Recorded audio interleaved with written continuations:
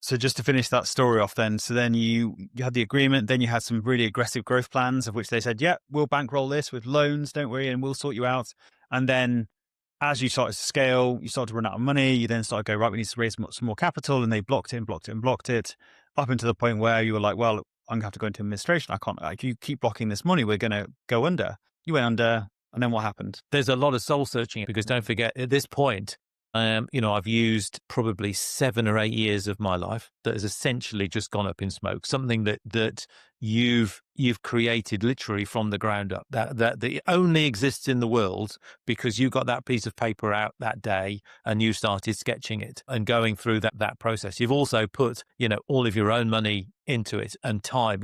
So you put several, in my case, several £1,000,000 worth of my own money into it, and hours and hours and hours. I mean, and there's no, and anybody that's worked on their own business or their own product knows that this doesn't go away. It lives with you day and night. Sometimes you wake up in the middle of the night thinking, I need to just write that down because if I'll have forgotten it by the morning. And that's the process of being an entrepreneur. And so there's actually this sort of, in many ways, a sense of loss, because you've created something that you then, and that's sort of almost taken, away from you with a swipe of a pen.